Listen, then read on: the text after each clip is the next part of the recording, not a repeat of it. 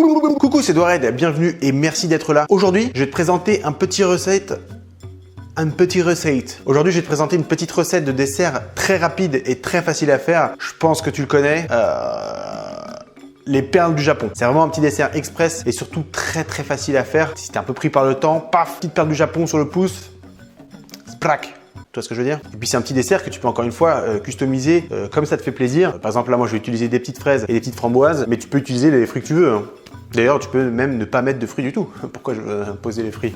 Non, tu fais comme tu veux, hein. Attention. Non, ici chacun est libre, d'accord? Il n'y a pas de toi tu fais ci, toi tu fais ça. Non, ça c'est pas possible ici. Je veux pas, non, pas possible.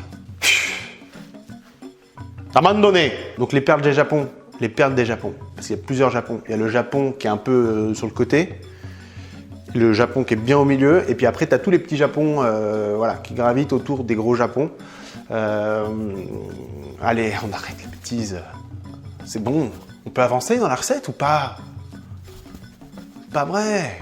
Donc les perles du Japon, qu'est-ce que c'est déjà? Parce que ça peut intriguer, on dirait des petites billes de polystyrène, on dirait un petit peu de la marora, c'est pas hyper emballant, mais en fait c'est de la fécule de manioc, en fait ça va gonfler et épaissir, voilà, ça va gonfler et épaissir. Et en fait on appelle ça perles du Japon parce que ça vient du Brésil. Voilà, c'est vrai.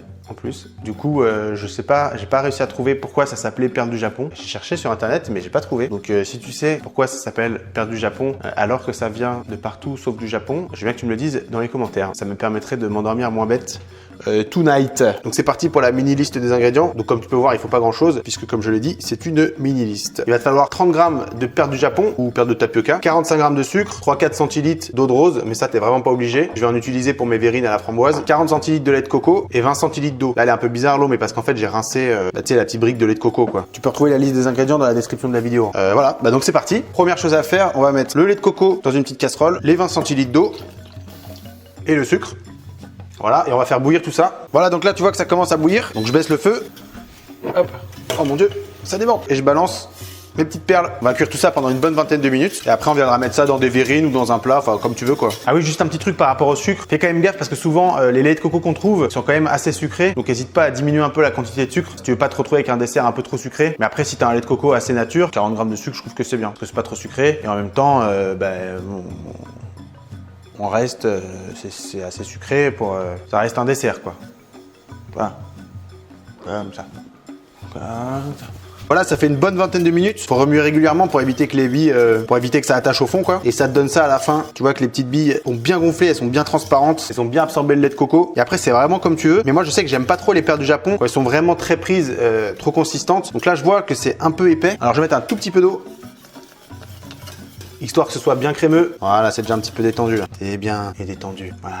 Franchement, je pourrais limite le manger comme ça déjà. Oh my god. C'est incroyablement bon. Voilà, donc là, c'est le moment de dresser ton dessert. Moi, je le fais, t'as vu, dans les petites verrines, parce que j'aime bien ça. Je vais en mettre deux avec un petit peu d'eau de rose et des framboises. Donc, t'as vu, j'ai mis l'eau de rose au fond.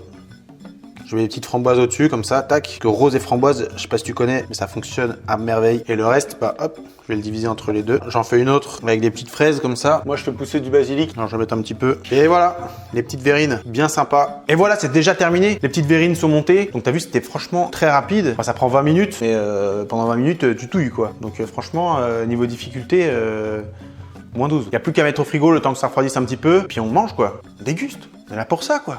Déguster, quoi. Et voilà, ça a refroidi pendant à peu près 2 heures. Donc là, c'est bien, ça a bien pris. Et ça a l'air quand même encore un petit peu crémeux, comme j'aime. Donc c'est parfait. On va goûter celui à la framboise, par exemple. Wow, c'est trop bon. En plus, j'ai de la chance parce que les framboises, elles sont super bonnes là. Non, mais c'est trop bon. Et tu vois, regarde, c'est encore un petit peu crémeux. Consistance yaourt quoi. C'est pas trop pris, c'est pas un bloc que tu coupes limite à la cuillère. Mais après, si tu préfères quand c'est bien pris et que ça a de la consistance, bah t'es chelou. Non, pas du tout. Tu rajoutes pas d'eau déjà comme j'ai fait à la fin et tu peux rajouter 2 g de tapioca dans la recette. C'est exceptionnel. Je goûte un tout petit peu les fraises basilic aussi. Ah ouais, ça fonctionne. Ok, bon je m'arrête parce que sinon je vais tout manger quoi.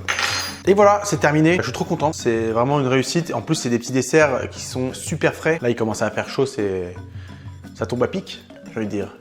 Sur ce, j'espère que cette petite vidéo t'aura plu. Si c'est le cas, n'hésite pas à mettre un petit pouce et à t'abonner. Moi, je te dis à la prochaine recette et je te fais un bisou perlé.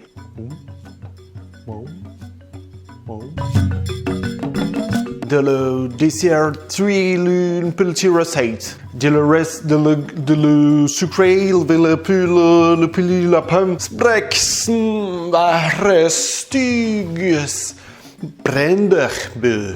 Donc c'est parti pour ce petit recette. Mais c'est pas possible, qu'est-ce que je raconte? Ce petit recette. Non? Et voilà, c'est déjà terminé. Pourquoi je parle avec une voix un petit peu tamisée? Comme si j'étais en mode reportage animalier, tu sais. Le mounou est un animal étrange. Passant la plupart de son temps à dormir, il est vraiment gentil, réclamant sans cesse des gratouilles sur le bidou. Cet animal n'a pas grand intérêt, à part mettre des poils partout dans la maisonnée et manger des quantités astronomiques de croquettes extrêmement onéreuses. Après, il n'y a pas beaucoup d'ingrédients, mais c'est parce que j'avais prévu. En fait, avant, j'avais prévenu que ça allait être une mini-liste. J'avais dit, au début de la scène, j'avais dit, je vais te présenter la mini-liste des ingrédients, mini. Et là, donc là, de voir ça, ça confirme en fait que c'est une mini-liste. Parce qu'il n'y a pas beaucoup. Comment? Pas très long la liste. Donc les perles du Japon déjà. Oh là, j'en fous partout, dis donc. Oh, ça rebondit vachement. Et ça rebondit vachement, les perles du Japon. Non, pas tant que ça en fait.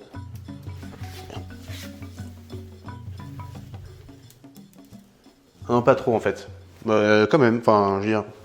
Enfin, c'est pas. De toute façon, on s'en fout, c'est pas grave, c'est pas intéressant. Donc les perles du Japon,